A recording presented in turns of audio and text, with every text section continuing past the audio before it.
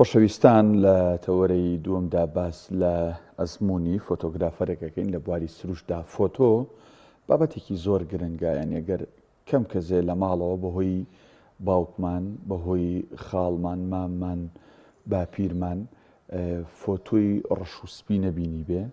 چەند چێژ و چەند متعەیەکی تایبەتی هەیە و لە جەنگە جیهانیەکانیشەوە بگرە هەتا ڕووداوە مرۆییەکان، کۆمەڵک ڕووداوی سیاسی، شادیەکان، ناشادیەکان،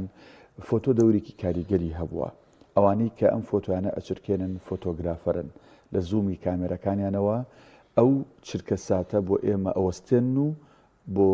جیلەکانی دوای خۆیان ئەیجارنەوە. ئێمە ئەمڕۆ میوانداری زۆر بەڕێز ناسیح عەلی خەیات فۆتۆگرافەرمان کردووە کە بەڕێزیان هەم گەڕیدەیەکن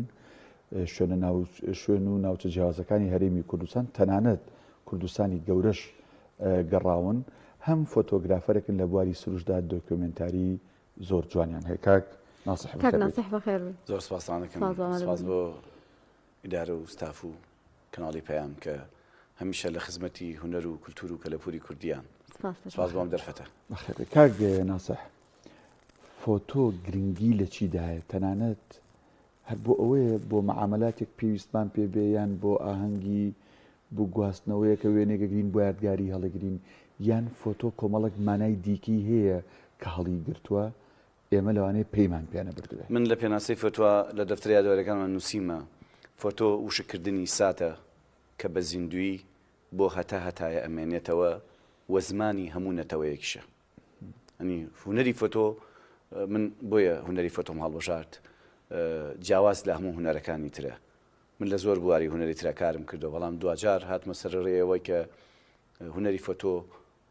ئەو ئارزوو خواستانی کە لە ناخی منایە بەدیهێنێ لەبەرچی لەبەری وشکردنی ساتە کە بە زیندوی بۆ هەمیشە ئەمێنێتەوە وە زمانی هەموو نەتەوەیەکشە. سینەماکارێک فیلمێک دروستەکە تا دوبلاجی نەکات، تا تەرجمەی نەکات، زمانێکی تر لێ تێناگا، بەڵام فۆتۆیەک شۆڕشێک بەرپاکە. فۆتۆیەک دابنێ عەرەبێک خوێنەوەی خۆی بۆ هەیە، کوردێک خوێنەوەی خۆی بۆ هەیە، فارسێک خوێنەوەی خۆی، تورکێک فارس، هەموو زمانە جیاوازەکان، هەموو کولتورە جیاوازەکان بە بینین یەکسەر خوێنەوەی خۆی بۆ هەیە و ئەو پەیامەی کە لە فۆتۆکە هەیە ئەتوانێت خۆی لە مشکی خۆیان بخوێنێت و تەرجمەیکە. ئەنی فۆتۆ گرنگی فۆتۆ لەوایە کە زمانی هەموو نەتەوەیەکە و ئێمە توانین هەموو گیان ئەتوانێت لە ڕێی فۆتۆکانەوە کولتور و کەلەپور و وڵاتەکەی بە دنیا بناسێنێ، بتوانێت ئەو ژیان و ئەو کار و جوانیانەی کە لە وڵاتەکەمانە هەیە لە ڕێی فۆتۆیەکەوە توانیمە بە هەموو گیانی بناسێنین، بەبێ ئەوەی وشەیەکی لەسەر بنووسین، بەبێ وشەیەکی لەسەر بڵین، چون فۆتۆ زمانی هەموو نەتەوەیەکە. زەباش کاک ناسیح، ڕەنگە ئەگەر کەسێک ئەها لە چای فۆتۆگرافەرێکەوە سێری شتەکان نەکات لەوە نەگات، زۆرێک گەڵن ئێستا بۆ هەچ کەسێ مۆبایلێکی پێ ڕسم گرتن زۆر ئاسان بووە، تۆ ئەچیتە زۆرێک لە ناوچەکانەوە ئێستا بۆ کوجاران هەیە بڕاستی ئەو بواری کە بڕێستان هەڵتامژاردەوە کوجاران بایەخیماوە یان پێ دوای ئەسڵەن ئێستا زۆر زەڕورترە لە جاران؟ من هەمیشە بە زەڕورتی زان بە زۆرتریش ئەزانم، بەڵام لە وڵاتی ئێمە نەک ئێستا لە مێژینەشەوە فۆتۆ هونەری فۆتۆ ئەو شخصیاتی نییە، ئەو کوالیتی نیە، ئەو ئیتیمامی پێ نادری لەلایەن خەڵکانەوە. نمونە ئەگەر فۆتۆ هونەری فۆتۆ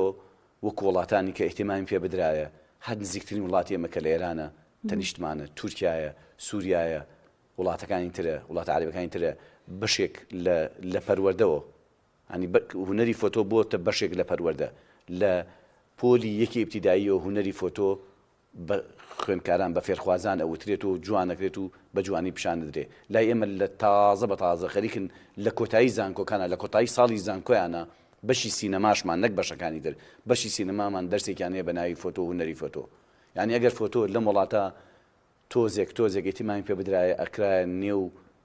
پرۆژەی پەروەردەی خوێندنەوە کە زۆر گرنگە. من زۆر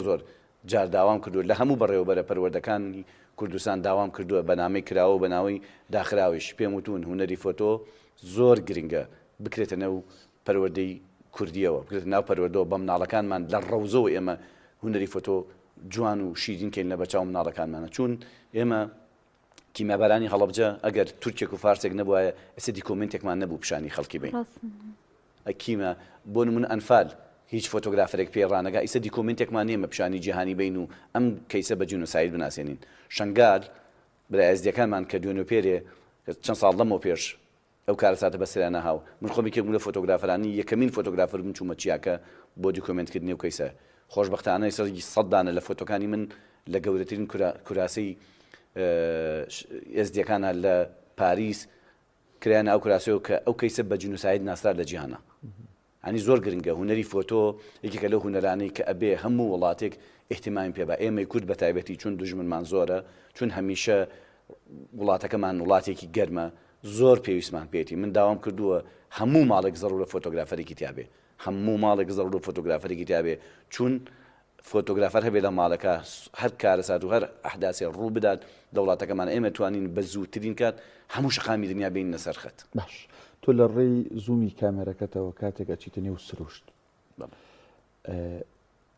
فۆتۆ یان ڤیددیو تاوان هەردووکیان خصلەتی خۆیان و تایبەتمەندی خۆیان و بابلین کاریگەری خۆیان هەیە بەتاکید بەڵام کامیان گرنگترن لای تۆ فۆتۆیان من فۆتۆ گرنگە لای من و هەمیشەش سەرەتا من بە فۆتۆ دیکۆمنتی ئەو جێگایە ئەو شوێنە ئەو چیرۆکە ئەەکەم ئەو جا بە ڤیدۆشی یەکەم چون بکو پێم وتی فۆتۆکە ئەتوانین ئەمە لە ڕێی یەک فۆتۆ شۆڕشێک بەرپاکەین لە ڕێ یەک فۆتۆ ئێمە توانین گەورەترین چیرۆک یەک کتێب من پێشەنگایەکم کردو 2006 لە ڕانیە 2008 بووە عفو 2008 بوو پێشەنگیان کردو لە ڕانیە کۆمەڵی فۆتۆی لە ساڵیا دیجانی مناڵان نبوو کۆمەڵی فۆتۆی مناڵی کوردستان بەعام هەموو کوردستان امتیان نمایش کرد بوو تراشی دیا هەر فۆتۆکەم بە ناوی ڕووبوو گەڕان بە دوای ناندا پرۆژە پێشەنگاکەم بە ناوی گەڕان بە دوای ناندا بوو کۆمەڵی فۆتۆی ئەو مناڵانە بوو کە لە خۆڵ ئەمەریکانە ئەگەڕان بە شوێن ناندا ئەگەڕان بە شوێن ئاسن و ئەو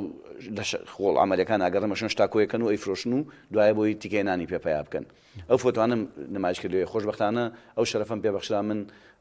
عباسی کەمەندی هونەرمەند خوارێ خۆش بێ داوەتم کرد لە سنەوە هات بۆ ئیفتتاحی بۆ ئەو ئیفتتاحی بۆ کردمەوە چووە لای فۆتۆیەک مۆساوتی من 30 دانە ساڵە بەبێدا بڕان ئەنووسم ئەخوێنمەوە بەقەدەر ئەم فۆتۆی تۆ شتیان پێ نەوتم ینی کەواتە فۆتۆ ڕۆمانە فۆتۆ چیرۆکە فۆتۆ شعرە فۆتۆ هەموو جوانیەکانی نووسین و خوێندنەوە لە فۆتۆیەکە توانی بەدی بکەیت باشە کاک ناوسەح بێت گوێلەوەی کە تۆ باسمان لەوە کرد کە تۆ فۆتۆگرافەرێکی زۆر گرنگیت بە سروشداوە بەڵام هەست ئەەکەم بۆ پێی کە زۆر سێری زۆرێک لە فۆتۆکانم کردووە بۆکو ئامڕازێک بۆ گواستنەوەی کولتور بەکارهێنی ینی زۆرێک لە ناوچەکانی کوردستان گەڕاوی جل و بەرگی کوردی جوانی زۆرێک لە ناوچەکانت گرتووە و لەگەڵیشە ئەو دانیشتوانی لەوێن ئەو مەراسیمانی کە ئەنجامیان تەنانەت بینیم لە ڕۆژهەڵاتی کوردستان بووی ماوەیەک لەمەوە پێش ئەم بابەتە کولتوریانە چۆن جێی کردوتۆ لە فۆتۆکانی تۆیە منکو فۆتۆگرافەرێک کە ئەگەڕێم هەمیشە وتومە هەر کەسێ لە هەر بوارێکی هونەرە کار بکات گرنگە هەست بە بەرپرسیارەتی بکات هەستکردن بە بەرپرسیارەتی وای لە ناسیحەتی خەیات کردووە کە هەموو چیرۆکە جوانەکان جلوبەرگەکان سروشتەکان کللتورەکانی ناوچەکان وەکو خۆی بگوازیمەوە پیشانی خەڵکی بم بۆ نمونە ئێمە زەمانێکمانەیە لە هەورامان بە ناوی زەمانی پیرشالیارەوە کە ساڵانە سازەکرێت لە دوورایی چرەی زستانە ئەم زەمانە باز لە دانیشتنی پەرلەمانەکات کۆمەڵێن نووسری ئەم داولات وستیان ئەم مەراسیمە تۆزێ بەردا ڕیابەرن هاتون باسەکەن باسیەوەکەن کە ئەمە ژن و ژنخوازی و ئەمە ژنیان پیاوە ئەمە بۆ گژن ئێنانەوە شتانێ هیچ ڕێتێکی بەوە نییە ئەمە تەنها پیشەلار پیاوێک و سەرکردەیەکی کوردی جوان بۆ لە ناوچەکە توانێتی بۆ یەکەمین جار لە جیهاندا پەرلەمان دروستکات ئەو پەرلەمانە 910 ساڵە دروست بۆ لە پەرلەمانە و لە هەورامانە و ئێستا هەموو ساڵ انتخاباتی خۆیەکات و ئەنجومەنێکی شورا هەڵەبژێرێت و بۆ بەڕێوەبردننی کاروبارەکانی ناوچەی هەورامان کە هەورامان هەمومان نەزانین جێگەی شانازی هەموو کوردێکە لە چاپاچی کوردستان چونکە توانیوانە تا ئەم لەحزەیە کولتور و کەلەپوری خۆیان و ناوچەکە بپارێزن و بە دنیاشی بناسێنن وەزائیدەن بۆ من چوون بۆ منتیقی خوراماباد ئیشم لەسەر سەرپۆشێگەیە ئافرەتانی ئەکەنە سەریان بە ناوی هەوری ئێمە پێڵێن هەوری ئەوان پێڵن گوڵ ئەڵوەنی لە ناوچەکانی هەرێکی بە زمانێک جیاواز پێ ئەمە گەڕاون بەنێو هەر چوارپاچی کوردستانە ئەم هەوریم پێ بووە هەر چوارپاچی کوردستان خۆی بە خاوەنیم هەوریە زانێ چوون بە دۆداچوونم کرد لەسەر ئەم کەیسە بزانم ئەم بۆ هەیە حتا من داوام کردووە ئەم هەوریە بکرێت بە پەرچەمی کوردستان بکرێت بە عالەمی کوردستان چون هەر چوارپاچە خۆی بە خاوەنی ئەزانێ ئەم هەوریە چوون گەڕاون بەشون کەسە بەتوانەکانە کە شارزایی باشیانەیە چوار گۆشەیە وتمم بۆ چوار گۆشەیە ئەڵێ ئەم چوار گۆشە تعبیری لە چوارپاچی کوردستان چوارپاچی کوردستان ئێمەکەین بە تاجێک و ژنانێکێنە سەرمان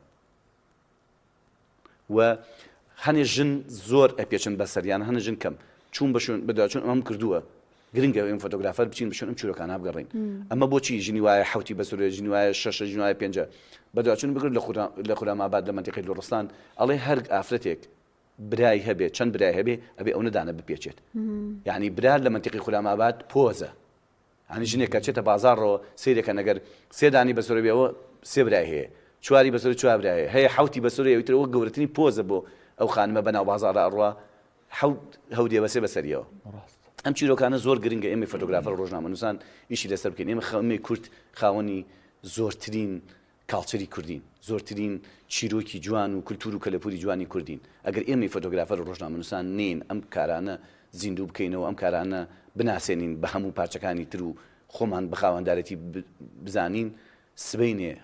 وڵاتانی بێگانە نەتەوەکانی بێگانە ئەم کارە جوانانەی کورد ئەبنێکن بە مڵکی خۆیان و ئەکەن بە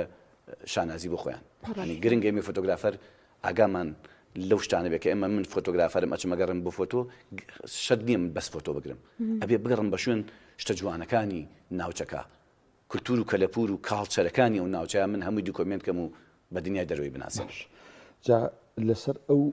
بابەتە هونەریانی باست کرد شتەکانی ئەو ناوچانە کە ناوی کاک ناسیح هێنرێ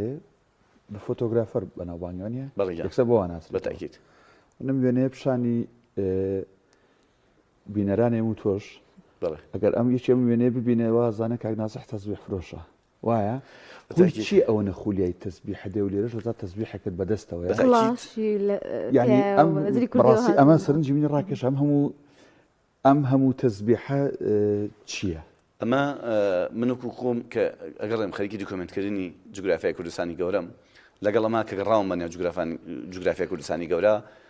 دارێک هەیە لە کوردستانە پێڵێن دارەبەن ئەم دارەبەنە ئەتوانم بڵێم جێگرەوە نەک جێگرەوە لە نەوتی ڕەش زۆر گرنگترە بۆ کوردستان بۆ هەموو ناوچەیەک یعنی ئەوە خێر و بەرەکەتێکە خوای گەورە بە هەموو میلەتێکی نادا ئەبێ ئێمەی کورد هەمیشە سوپاسی خوای گەورە بکەین کە ئەم دارەبەنەی پێبەخشین ئەم دارەبەنە ڕەگەکەی شفایە دارەکەی شفایە توێکڵەکەی شفایە گەڵاکەی شفایە بەرەکەشی شفایە دوای بەرەکەش کە وشکە بێ بەم تەزبیحە پێشتر وەکو قەزوانی خۆین و یکینە ناو ماستا و وەکو بە فەریکەیکەن ناو ماساوی خۆین هەچی بەکتریای لەشی ئینسانە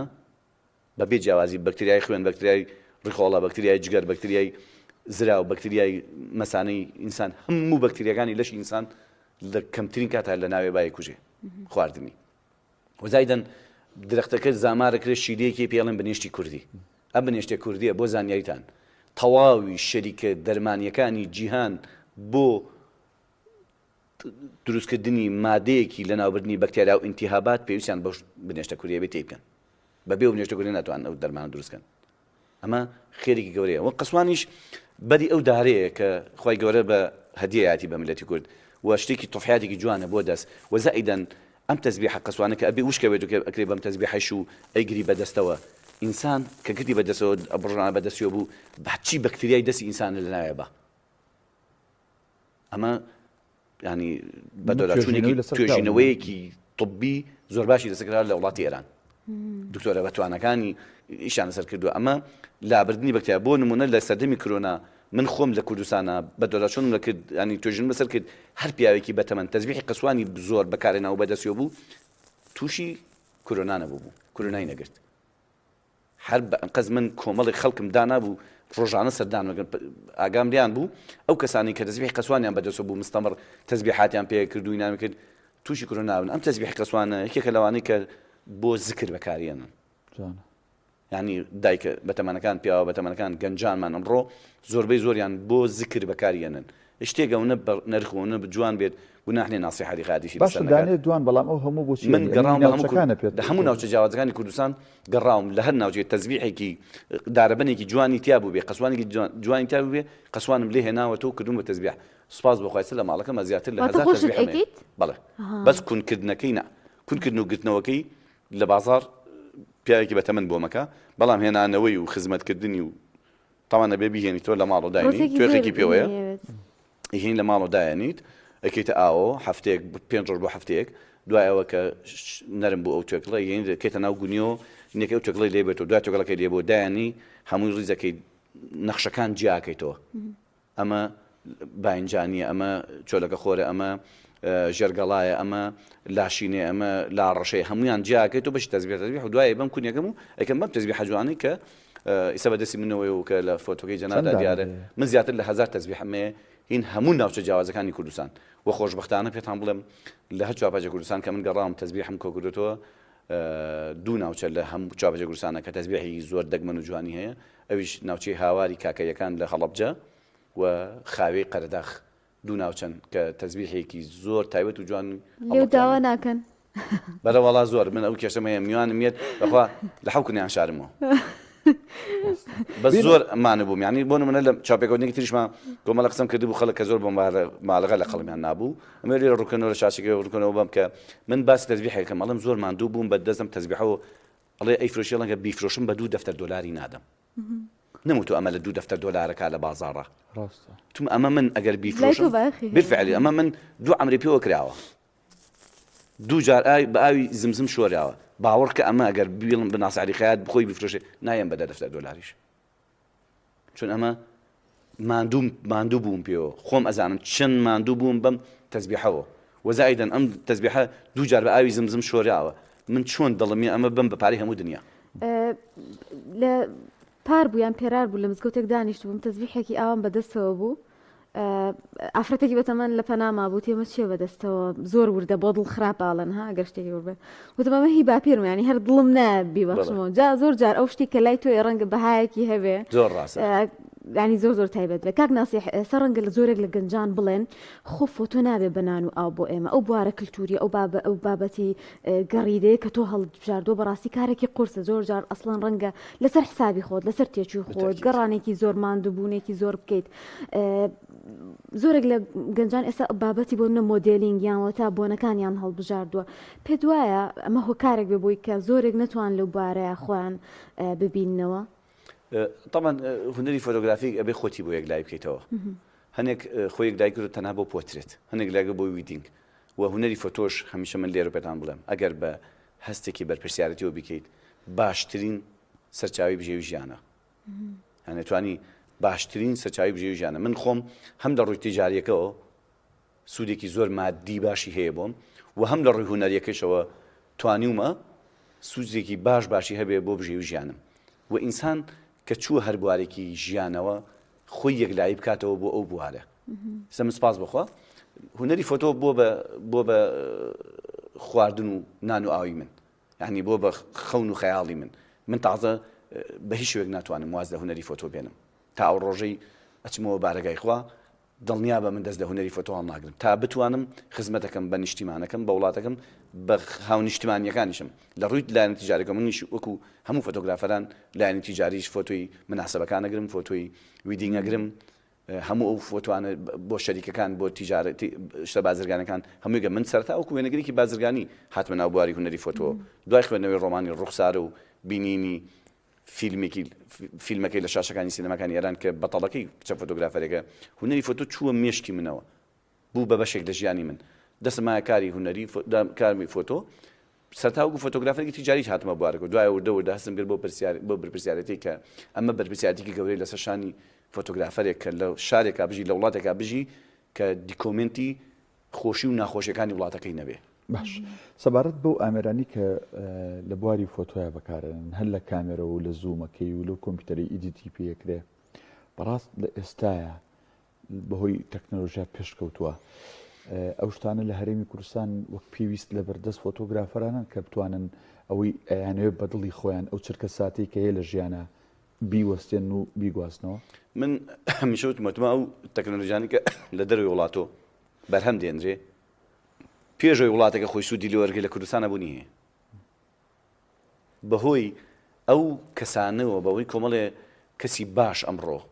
خولیای هونەری فۆتۆیانەیە خولیای ئەم هونەرەیانەیە بە دۆداچوون بووەکەن باوەڕەکەی شەریکە ڕکلامی کردووە بۆ کامێرەیەک مۆدیلی کامێرەیەک ڕکامی گوتێری ساڵی ئایندە ئەم کامێرەیە خێنە بازارەوە لەم وڵاتەیە من زیاتر لە 11 نەفەر ئیمێلیان ناردووە بۆ شەریکە ناونووسیان کرد و پارەیان بۆ ناردووە کڕیوانە پێشەوەی لە وڵاتێکی خوانە پەخشیکەن و بیناسیێن نردویانە بۆ کوردستانی ئێمە سپاس بخوا بەهۆی تەکنۆلۆژیا بەهۆی باری دارایی وڵاتەکەمانەوە سپاس بخوا ئەم چەند ساڵەیە تۆزێ خراب بووە ساڵانی ڕابردوو زۆر باش بوو هەر تەکنۆلۆژیاک تۆ باسی ئەەکەی بۆ ئەم هوەری ئێمە بەکاربێت و سوودی لێوەربگرین ئێستا لە بازارەکان ئێمە بوونی هەیە و هەیە لەبەرچی لەبەروی کە خەڵکانێکی باش هەن خولیای ئەم نیشان کاکە وەرە سەیر وڵاتەکانی دراوسی خۆمان کە 4-5 کەناڵیان هەیە فەزایی لە کوردستانی ئێمە زیاتر لە 40-50 کەناڵی فەزایی هەیە هەموو کەناڵەکانی کە زۆر پرۆفشناڵن زۆر پرۆفشناڵن بە پرۆفشناڵی ئیشەکەن لە ڕووی ئەجیزەوە لە ڕووی ئینارەوە لە ڕووی ستۆدیۆ لە ڕووی